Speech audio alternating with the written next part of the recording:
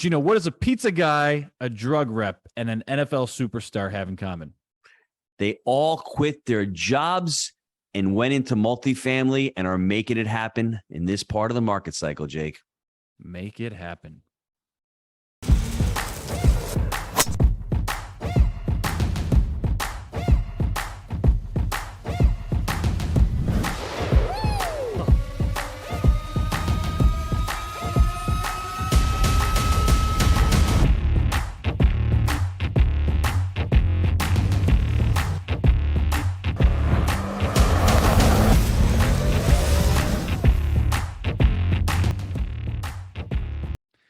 Hello, everybody. This is Jake Senzio, host of the Jake and Gino podcast, here with my co-host, the multifamily mentor, the coach, the chef, the father, six, the best-selling author, the G-Daddy, Gino Barber. Gino, how's it going? Mr. Stenziano, I'm doing great, brother. How you doing? Always making it happen, big man. Today's guest is an elite athlete, an elite researcher, and on his way to becoming an elite multifamily investor. He retired from the NFL after 7 years to pursue his doctorate in clinical health psychology and live his passion for helping others create a greater quality of life. So please welcome Julius Thomas to the show. Julius, I was a drug rep. Gino was a pizza guy. You were an NFL superstar. In your opinion, what are the steps, as Stephen Pressfield likes to say? He says, put your ass where your heart wants to be. So we're all about multifamily on this show. So what are the steps from getting started as a multifamily investor and actually getting something accomplished without it just being this pie in the sky? Man, I think that it's probably going to be easier said than done, obviously.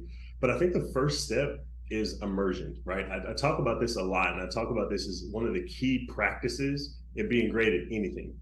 Go immerse yourself in it.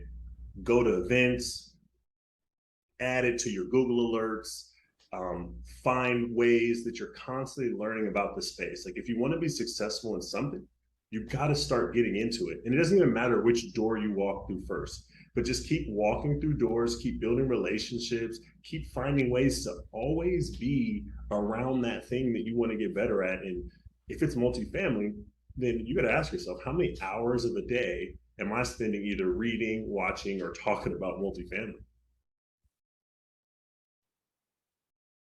And let me add to that, Jake, because I know Julius really well, and I've studied him.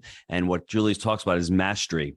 So if you want to master something, you need to commit to it. And the words that he didn't mention is, what are you sacrificing to commit to something? That's important in his repertoire, and I'm learning from the master. That's not okay to say, Gino. You can't sacrifice. You got to have everything, right? There's no sacrifice in today's life. Hey, you're sacrificing because all of a sudden you can't go out and play golf with your buddies, or you can't go out and drink that day because you're going to see a broker. So make sure that whatever you're committing to is that important, and understand that you need the discipline that Julius constantly talks about, and you need to understand in your mind that there are going to be sacrifices in the short run to live a more fulfilling life. Gino, can I comment on it for a second? And the reason I said that is because I feel like there's so much of this stuff going around on Instagram and YouTube from like these business gurus, and they don't talk about actual sacrifice. It's all sunshine and rainbows, and you got to do a 5-hour work week to have millions of dollars and everything you need. So very good point, and I appreciate your transparency there, sir. No question. No, Gino, like you're right. Like I talk about this a lot, right? People say, what's it take to be a great professional athlete? Well, the non-glamorous side is what you sacrifice. And I'm talking about everything from being able to go to weddings for people that you love, being able to even go on vacations that you can afford to go on because you can't take that much time away from what you do. Somebody was asking me the other day, because I got really into jujitsu and it's like my thing to, stay healthy. He was saying, what are we working on today? I said, we're working on the same thing we worked on last week, because we're going to work on it over and over again until it gets so boring I can't stand it anymore. And then we're going to do it twice as much, because that's what it takes. It takes me spending that couple hours going over the same thing over and over and over again, because if you're not putting a sacrifice in, if you haven't put the time in, if you're not repeating constantly, and you're not trying to find that next way to get better, like this pursuit of perfection. Some people criticize me. They say, well, why do you teach people to have a pursuit of perfection? Perfection is not possible. And I say, well, you obviously don't know what it takes to be great. Great people pursue it, even though they know it's not possible. I can't have a perfect game. No one's ever going to have a perfect deal, but we're pursuing it. And it's that grind and that intention to get after it and to try to make it perfect that helps you get consistently better over time. Jake, Julius sounds like my opera teacher, George Friedlander. Talk about doing the same exact thing over and over and over. Quando sono solo sogno l'orizzonte mancan le parole. It's getting a little bit better.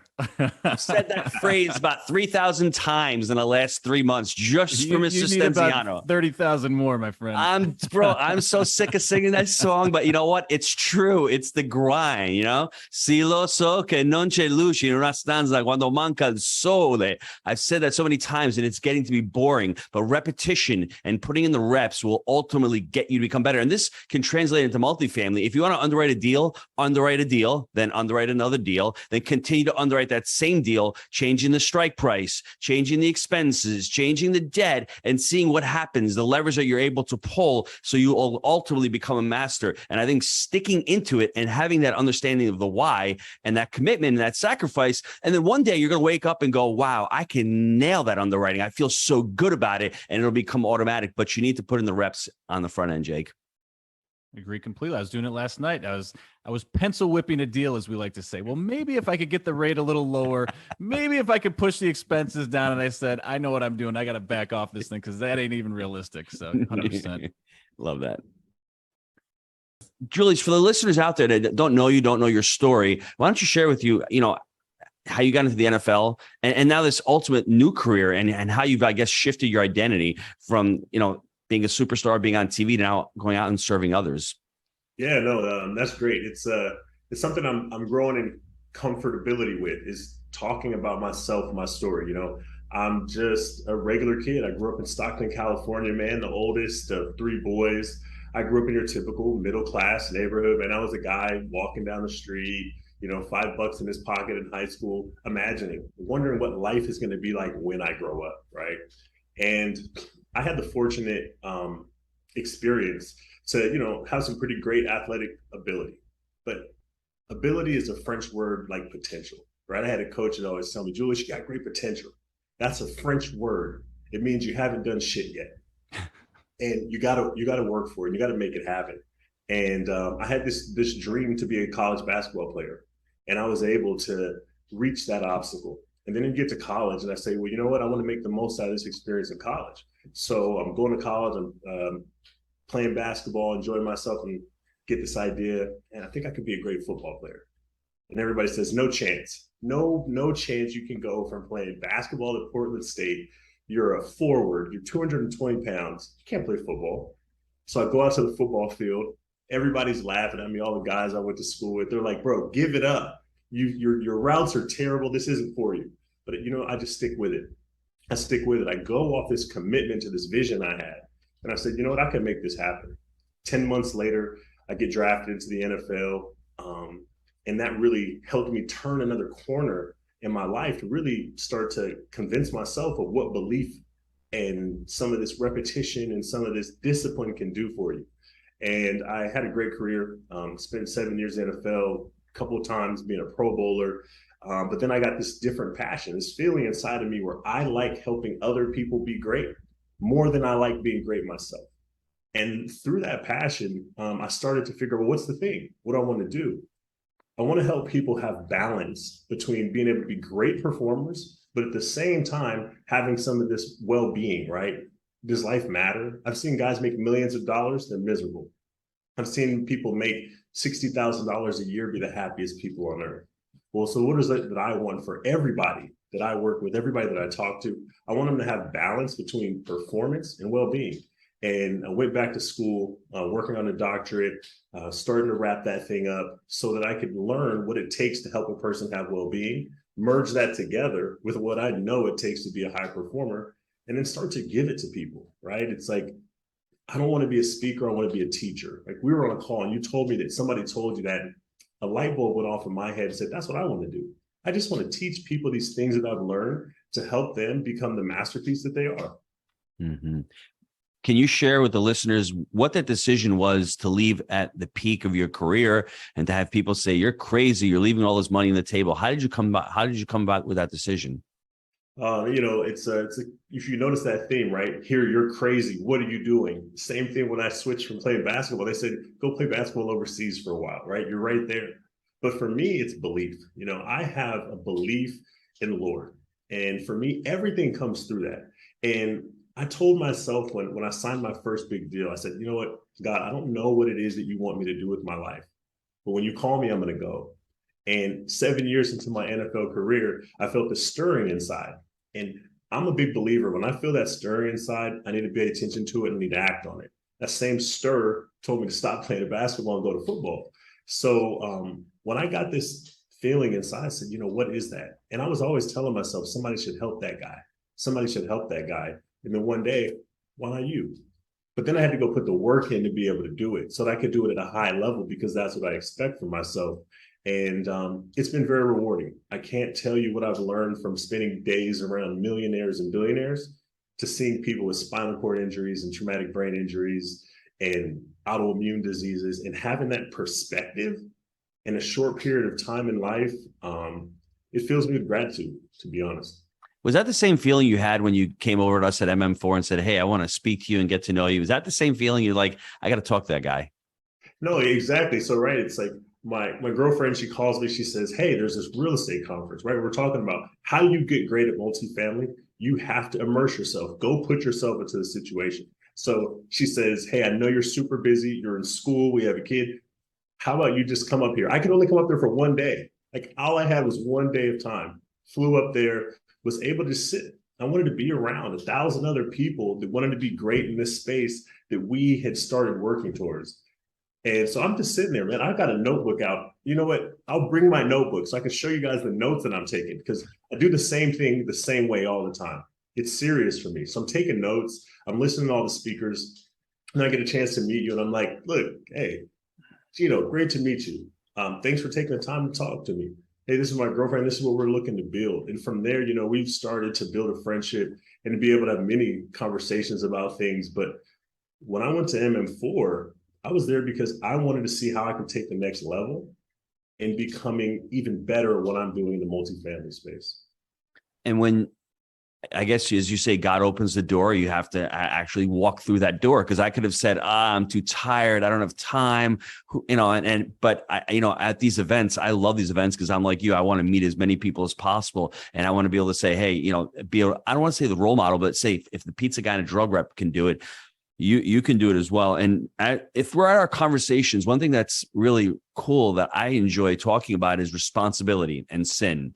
And I think a lot of things that are going on in society nowadays, it's nobody's fault. We just say, hey, how do you become successful other than committing? The word responsibility, Jake and I are always throwing it around, the responsibility junkie. You just showed it. You only had one day to come up to MM4 and to be able to part of it. Now you're going to be speaking at MM5. So to me, that's an amazing transformation of saying, I'm going to become responsible. Hey, I'm hearing the Lord's calling. I think I'm done with football. I'm going to go take this new path, and I'm going to become responsible and put in 900 hours of clinical work and do all this extra work and sit in the front seat while everyone else is behind me. And I'm this older guy and being uncomfortable.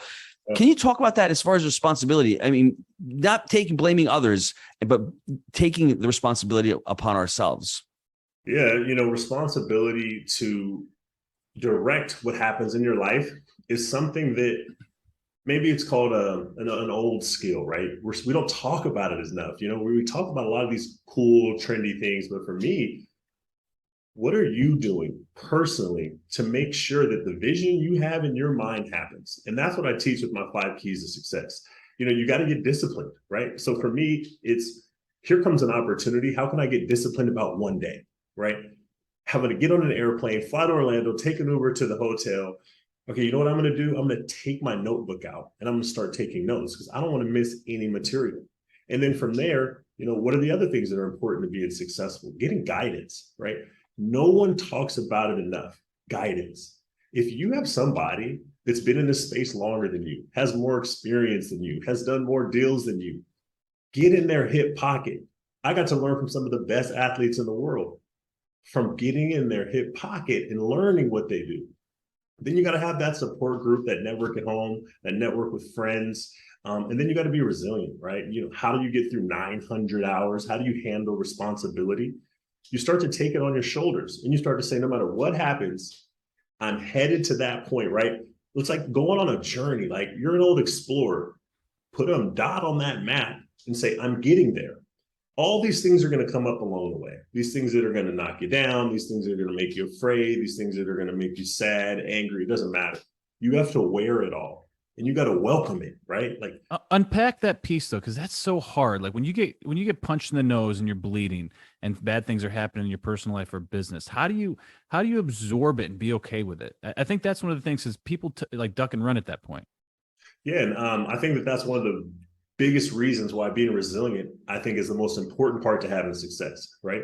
What do you do when suffering or unwelcomed experience shows up? It's the same thing I tell people when I'm working in a hospital, right? When you talk to somebody that's just had their leg amputated and they're looking you in the eyes and they're saying, dude, I can't go on. What does this mean for me as a father? What does this mean for me as a mother? How am I going to find a way to provide for my, all of those are real questions, right? That's really getting punched in the mouth. When you lose a leg, when you turn such left good perspective, stoplight, yeah, and you get a spinal cord injury and you lost the ability to move both legs, something like that happens, you got to start to tell people and ask them, who are you? Are you going to change based on circumstances that come up in life, right? That first deal that didn't go great and you're kicking yourself in the butt about all the mistakes you made, are you going to then change? Are you going to stay true to who you are? So you have to be deeply connected with what your values are and who you are as a person. Like everything that's come up in my life, on my first catch in the NFL, I tore the ligaments in my ankle. I missed 2 years. 2 years rehabilitating on your first catch in the NFL. How many guys just don't come back from that too? Like, you know, too many. Yeah. Too many because it's hard, right? There's so little to look forward to. You had to go so far down to come back up.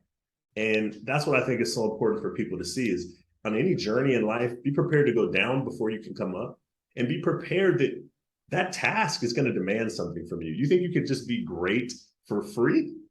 No, whatever you want to be great at is going to have a price tag. And that price tag is going to be X amount of hours that suck, X amount of hours of growing and stretching you emotionally, mentally, physically, whatever it may be. And you got to be willing. Nothing's going to come easy. The universe loves to toy with us. And I've been experiencing this. We've been in running this business. I know we've been in it since 2011. And there's just these inflection points where we're like, oh, we got there. We got it figured out. We got the systems dialed in, black eye. And then you take that step back, you come back up from it and you grow. And it's this constant, back and forth, but there's incremental gains along the way. But if you quit or you start to, woe is me, and this is so, horrible, you're done. You just gotta, I can't agree with you more with the resilience. I had a tough day yesterday. I'm going to be honest with you. And just being, around a positive person right now, like promoting that is helpful. You want to be vulnerable a little bit, Jake? You can share with me, bro. You can share with me. Don't worry. But it's the perspective piece, though. It's the perspective piece, right? Like, I think the thing of what you said that really did it for me was I was looking inwards about, oh man, this is just, oh, here it is again. But dude, you just hit it for me though. A guy just had his leg amputated. Did I really have a bad day?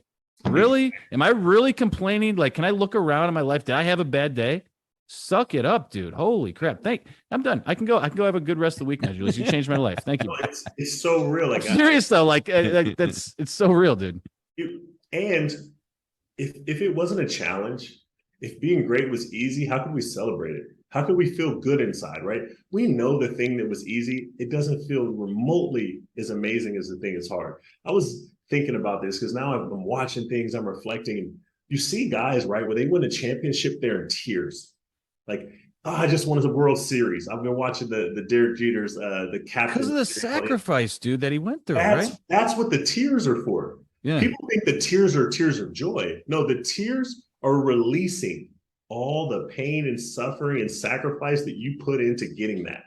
And that's what we don't talk about and we don't promote enough. We think life is this simple, easy place. I tell people all the time, this is Earth. Earth demands it of you. Earth is always bringing you a challenge. And I look at myself as an adventurer. I look at myself as this person that's on this constant journey to try to master new things. And I need it to be difficult, right? As I'm trying to work at jiu-jitsu, right? If I just walked into the place and became the best, it wouldn't have meant anything. But when you got to sit there on that mat and you got to suffer to learn the new techniques and to become more proficient at the skill, you go, wow, now this means something to me. When you decide I think I can change my life. I think I can change the life of my family from generations to come, because I'm going to get into real estate and I'm going to take multifamily and I'm going to start there. And you start putting that grind in, and then you get to your first deal and you're like, wow, that felt amazing. I had no clue that I even had the ability to do this. And then you get to your second, and then you make it a couple circles around the calendar, right? And you're going, look at all this hard work stacked on top of itself does. You said something, we were on a call not too long ago. You said, put decades on decades. You were reading a autobiography, and they said, put decades on decades. And that stuck with me, because I want this life to be challenging so that I can test myself. And I want more people to take on challenges so they can find out what they're about. You got to find out, are you the guy that quits in the third quarter? Are you the team that packs it up for the season because you started off 0-4? What is it that you're going to learn about yourself while you're here in this life? And I've seen some of the most courageous examples, from being an athlete to talking to a person with an autoimmune disease that just wants to be able to pick up a fork again. And I tell them, no, don't give up. You're going to go to therapy today and you're going to give it your best, because you're going to be able to pick that fork up again, right? The person that says, I don't know if understanding and underwriting deals is possible to me. I wasn't a great math person in school, or I didn't have this training. Okay, go get it. Okay, push for it. Do the underwriting over and over. Figure out how you find the right valuation. I'm going to constantly push people to get the best out of themselves, because that feels rewarding for me inside, and I know it's going to be rewarding for them. The word human comes from humus, which means dirt. And also, come on, dude, are you being serious right now? I'm serious. Sorry, go ahead. There's a little diversion into this. If you let me, I'm sorry. If you finish the word humus, the word humility comes from that word as well. Yeah. And you need to exhibit humility into what you're doing. Be humble enough to say that I don't know how to underwrite. Be humble enough to say that I have to sit in the front seat of school while all these other 22-year-olds are behind me and they know a lot more than me. And I think a lot of us aren't humble enough, and ego gets in the way a lot of this. We have to look good. I'll give you a perfect example. This morning, I went fishing with my daughter at 6 a.m. this morning. I didn't bring the cast net out there because I've never cast net before. I didn't want to look like a moron trying to figure out how to cast net offshore. So we all fall prey to it. I mean, like, I got to practice. I got to practice in my pool first before I go out and look like a moron. But what's the difference? How you look like or how you're perceived? It's because we're worried about the ego and worried about not being humble enough to say, I need help. And can you expand on that, Julius? And Jake, yes, humus. Human, dirt, atom. Sounds like me trying to park a pontoon boat, Gino. I'm not sure if that was Latin or Greek, but I like it, right? Because humility is one of my favorite words. Like, are you humble enough to be bad at something in the beginning? Like, it doesn't matter what you find a person that can start something new and be great overnight. It just cannot happen. Humility is such an important aspect of becoming great in what we do, right? And I love talking about this process of getting laughed at in the beginning, right? Because that was for me, like, beyond just me experiencing sucking personally, I've done so many new things where I've got laughed at while being new. I was just talking to you guys earlier and telling you how when I made the switch from basketball to football, my friends and guys that used to play on the football team, they would come watch me run routes and laugh from the side, heckle me, talk about how I should give it up, how I should quit. This isn't for me. I'm so far away from where I need to be good at this. But I said, that's okay. Laugh at me. Because in that moment, something was ticking in my mind. Something was saying, I'm going to get the last laugh. Because I don't care what it takes. I'm going to be the person that if I stay up all night, I'm going to stay up all night. When you have a commitment and you've decided I'm going to become a master, I'm going to get this thing down, what does the momentary experience matter? Right? Those circumstances that are here in this moment are not the circumstances that are going to be in the next moment. So you have to be able to frame that for yourself. Think about it in that way. Okay, I'm going to go through this period that's very uncomfortable, something that I'm not very sure about myself, because I'm going to get to the place that I want to get to. Everybody looks at a mountain, right? And they're like, oh, the journey to success is like climbing a mountain. But what about the valley? What about where it's dark, where it's cold, the wind's whipping around, and you got to step and walk through these challenging experiences? That's where people prove to me who they are, right? No one shows me anything about themselves when times are great. I learned about people how to go through the rough times. And if you're willing to do that and you can endure, there's nothing you can't achieve. There's nothing you can't overcome. So be humble. Notice that every person that once got great at something first started, they were bad, really bad. And once you go through that process, if you have the right mindset, if you have the right help, like right person teaching you, guiding you, you're going to get there if you're hungry enough. Julius, before we go to the personal growth segment, I just want to comment and ask your opinion on identity. A lot of the students who start out in the Jake and Gino community, they don't identify as multifamily investors. They're still identifying as the pizza guy or as the drug rep. You as the Super Bowl tight end, and all of a sudden your identity is being switched over to a father, as well as getting into the world of neuroscience and getting on those stages. How do you work on your identity? How did you tell yourself that, hey, that was my old identity, it's great, I love that, but how do I switch over into this new identity and embrace it? Because I think identities are belief driven. Your behaviors are the belief driven. If you believe that you identify as the thing you're trying to accomplish, whether it's a multifamily investor, whether it's being a good father, and being a good father is being there for your children, right? Whatever that identity is, how have you been able to overcome that? Because when you are elite at something, all of a sudden you've got to humble yourself and think long term. I think Julius likes being the underdog, Gino. He thrives on it. It's a space, man. It's a space that I learned to enjoy in the neighborhood I grew up in. And I think that when you're really trying to focus on, okay, how do I change my identity, right? What are these things? I laugh. I go, okay, stop for a second. What's your identity, right? Julius, your identity is a Pro Bowl tight end. Since when? My identity when I was in middle school was I was the kid with too big of feet that was slower than a lot of the other kids I went to school with. My identity in high school was I was a undersized post player with the potential to go to college. So when you start thinking about identity, you realize that it's so much connected to what somebody's doing over and over and over. So when you make a switch in a career, of course, that's not your identity. No one knows you as that. You don't even know yourself as that. That's fine. Because when you do it over and over and over again, when you start changing the way you talk, changing the things you do, changing the way you present yourself, your identity starts changing. It's crazy because 30 years from now, people are going to know me as the multifamily investor. 30 years from now, no one's going to know me as the football player. The football player is just most recent. It's the thing I was doing before I did this. 30 years from now, people are going to know me as Dr. Thomas, that is an expert in neuroscience. And they're going to be like, what? That old gray-haired dude played football? When? For who? Who's Peyton Manning? Like all that stuff is going to happen. So our identity is always changing based on our experiences. And I say welcome it, right? But what happens is our ego doesn't like it.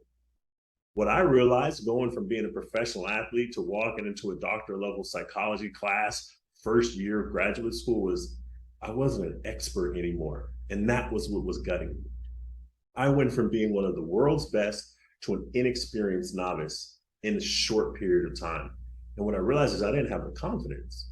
And I think that I had to be humble and honest about it. Is I didn't know if I belonged there. I didn't know if I had the skill set to succeed there. And my mind was telling me all these things because my mind wanted to push me back to where it's safe, right? The human mind is all about safety. So it wants to maintain these safe spaces, but we have the ability to go outside of that. And that's what you're doing when you're changing your identity.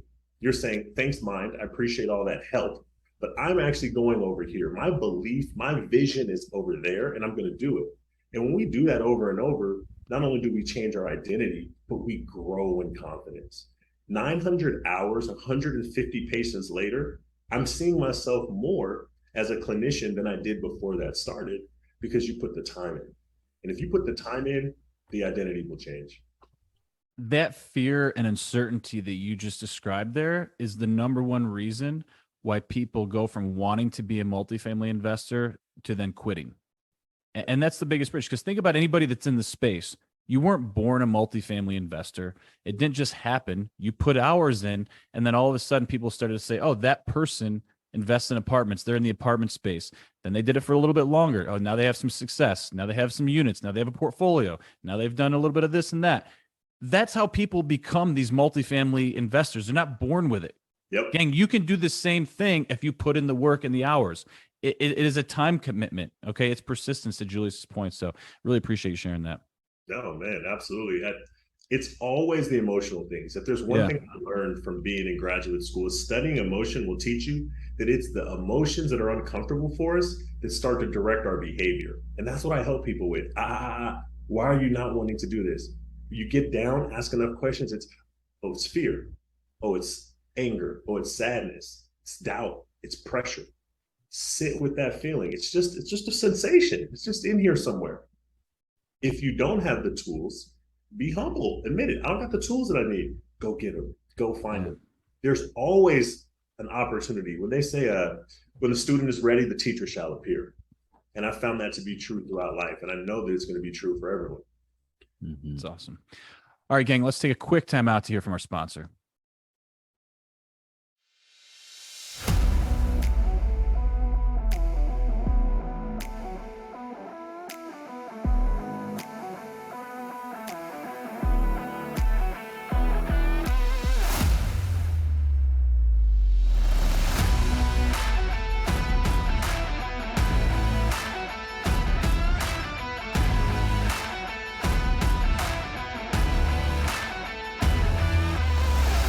If you are looking to get involved in multifamily, this is where you need to be.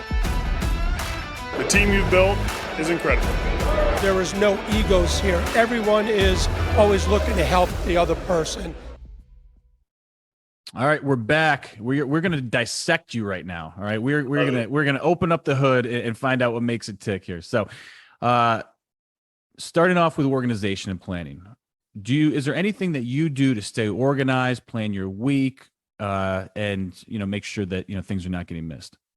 Absolutely. If you don't have organization and planning, how do you stay on point, right? Like, how do you consistently perform at a high level if you don't have a system? For me, what I do for organization and planning is I fill the notes section in all my devices. I'm the kind of guy that I wake up at 5 o'clock in the morning, right? And I'm thinking about ideas, or I'm contemplating, kind of which direction do I want to take? What's important to me, right? Like, that's when people always say, get out of the default mode network. No, that's okay. I like it sometimes, right? Because that's your mental whiteboard. And I want to plan there. And when I come up and I have these thoughts and these directions I want to go, I just tap notes. It's so easy. These devices make it so easy. Tap the notes on your phone. Set a goal for yourself. Write it down. And then every couple of days, every day, look at that note in your phone. And then ask yourself, oh, do I really want that? Am I really doing the things that note said? And then over time, you start stacking more notes. Every time I get on a call with somebody, I have my iPad out and I'm writing notes during that call. So now my iPad has notes. Now my phone has notes. My computer has notes. And for me, that's how I keep everything organized, because nothing happens on accident. One thing that I learned from being in professional environments is planning is everything. You got to decide, what is it that I want to do? And then you got to start plotting out how you're going to get there. And you got to be prepared for bumps to come up and know that, hey, you're going to get through them. And organization and planning, I can't think of two things that are going to be more important if you want to enhance the speed and the potential at which you're trying to get to. Like, I mean, I just can't imagine not having organization and plans if you want to be highly effective. What about, do you have anything that you do from like a dietary perspective? Are you dialed in on that, or is it, hey man, I'm just going to eat the pizza and the subs and roll with it? Everything I do is disciplined. I mean, if I'm going to get on stage, or if I'm going to sit in a room and I'm going to talk to somebody like, hey, you need to increase your discipline, I got to first do it. Every day is the same for me. I start off every day. I either have 2 eggs. If I don't have time that morning, I go get bacon egg bites. So 2 eggs at Starbucks. And I usually have green tea, or if I need a little bit more caffeine that day, black coffee, right? That's my breakfast every day. I like to have a light breakfast, because if I have a light breakfast, I cut out about 600 calories right there, saved. Get a little hunger pains coming towards lunch, but that's fine. Then I usually try to eat a low carb diet, right? For me, I don't need all the carbohydrates. I'm not running miles and miles a day anymore. So I try to make sure that I have my low carb, high protein diet. And then every day I have a protein vegetable supplement. And then I also take fish oil, multivitamin supplement, and I take a little vitamin D to make sure that I'm having some of my essential supplements in the day. And it's like that every single day. Like, that's not the diet that I go to when I'm like, gained a little extra weight. No, this is just the everyday thing, and I follow that unless I'm on like a international vacation or something. Then I give myself some room to have that omelet for breakfast. No thinking, he follows the yellow brick road. You mentioned jiu-jitsu before. Is that all you're doing for fitness these days, or you lifting? What's the fitness routine? Yeah, so I like to lift 2 days a week. I was forced to lift my whole life. I've spent hours and hours in the weight room, so I don't really want to do it that much anymore. But I know I need to do it enough now just to keep the strength, keep all my joints as protected as possible. And then I try to do jiu-jitsu 4 times a week. When I was doing my clinical rotation, I could only get in twice a week. And I told every single person I did jiu-jitsu with, when my clinical rotation ends, I'm going to up my jiu-jitsu to 4 times a week, because that's the piece that I need to do to grow and becoming master of this sport. And it's funny because I tell people all the time, if you're truly going to do something, tell everyone around you. Start telling everybody. No escape at that point. Yeah, they're going to hold you accountable. They're going to be like, dude, you're on shit. You told me you're going to do it. You're gonna do it. I like that. I'm telling everybody, because I want everybody to be like, hey, what'd you say? You're right. Because when I start speaking it, I'm going to have to start living it out. And jiu-jitsu, it gives me all the cardio I need. I mean, you do an hour and a half of jiu-jitsu 4 times a week, you really got after it. I've noticed that with myself too. If I start telling people something, I'm like scared if I don't do it. So it puts more pressure on me to make it happen. It's a really great tip. Yeah. And that's how you develop a personal standard, right? Yeah. Because if you're not about your word, then what are you about? And so you start telling people what you're going to do, and then you got to live up to it. Any meditation or spirituality practices? Absolutely.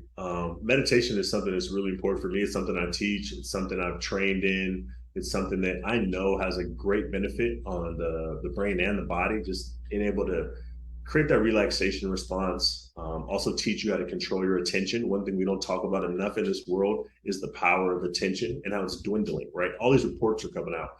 Humans are able to have less attention than a goldfish, whatever, this or that. I don't know what's true, what's not, but I do know that mastering attention is important for you psychologically to stay healthy, but it's also effective in how you perform.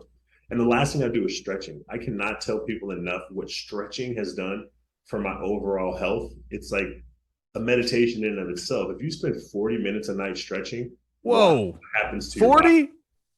40 minutes. I started off sitting. You got to be watching like Gilmore Girls while you're doing that, right? Or something fun. I watch these shows like on History Channel, Discovery Channel, like Naked and Afraid, Alone, because I want to watch people suffering. I'm telling you, it's built into my life, man. And if I'm saying it, that's where the growth comes in, though. That's where the growth comes in. But sit in the lotus position, right? 7 minutes. Watch what starts happening to your hips. I mean, every time I get into that crisscross applesauce, I'm like, oh, this burns so bad. Then you learn to sit with it, right? Sit with the burn. Learn that it's good for you. And really stretching has been phenomenal for me. So I try to stretch about 40 minutes a night. All right, last question. Any personal finance tips, any hacks out there that you want to share? Yeah, live way below your means if you're able to, right? Like, I do not like financial strain. I learned that from that's not a fun pain, right? We don't want to promote that one. That one sucks. It's like I lived so many days of my life with less than $20 in my pocket. And I had a great time. I was able to do a lot of the things I needed to do. And maybe I was a high schooler and I can't do that now with a family and other responsibilities and stuff. But what I can do is watch my budget. And if you can always live with a little wiggle room between your expenses and your income, that's really going to help you out a lot. And if you can't, I understand there's people in those circumstances, but if you have the ability to, if you can look and say, man, I can cut this out and I can have this little gap, then when things come up, you don't have this stress of, wow, how's that going to get paid? What am I going to do about that? So that's one of my personal financial tips. Just, hey, if you're bringing in X amount, try to live off, a little bit under it. I got one for you. You ready? Yep. So my wife comes home yesterday and said, look, they didn't have any filet left. I ate a shit ton of filet. Yeah. And she said, but they gave me the sirloin and it was like a third of the price. And I haven't tried it yet. But he's like, no, if you cook it right, it's actually better. Really? So I haven't had it yet. It's tonight. So I'll report back. But You know, hey, and look, if it's food related, you might be losing some pounds too, right? If you cut it out. So, anyways, we'll see. I'll report back on that one. All right, Gino, the recap. You're up, big doggy. Is it my turn right now, Jake? You're sure? up, dude. You're up, man. Okay, I am up. So Julius Thomas, Stockton, California, walking around with big feet in high school with less than $20 in his pocket, goes to college, play basketball, and he sees that, man, I want to play football. So he gets on the football field, gets ridiculed, starts getting made fun of, can't run routes, and ultimately just sticks with it and gets into the NFL, becomes an NFL player, and wins the Super Bowl, a couple Pro Bowls. I think it's three Pro Bowls, but there's been a lot of sacrifice there. Imagine catching your first pass and being out for 2 years after that and staying there and being committed to become the best that you can be at that sport. And then after 7 years, deciding to leave at the height of, the height of the money, the height of the fame, the height of the career, and saying that God's calling me to do something else, to sit in the classroom and to become a psychologist. I mean, that's a huge step in life. And I think coming up with all of the different steps, I really want to go through his whole mastery program. I wrote them down. I want you all to write them down because they're important. I think discipline is really important there. He's got mastery, being committed, being able to sacrifice, having guidance is really important. Those role models and guidance from the Lord as well, being resilient, and having that peer group, and ultimately that last component, having the accountability, being able to say it out loud and being able to hold yourself accountable to doing the things that you say you want to do. So it's really a life well lived. And hopefully 30 years from now, Dr. Thomas will still be out there inspiring others. I know he's going to be in Orlando on November 5th and 6th, inspiring the Jake and Gino community out there. But it's been an amazing life. And, put everything into perspective, everybody. I mean, when you think you're having a rough day out there's a lot of people having days that are a lot rougher than you. So just let's keep things in perspective and let's just go out there and continue to work hard. Absolutely. Guys, thank you so much for your time today. And as always, we believe in buying deals for the long term. Think in decades.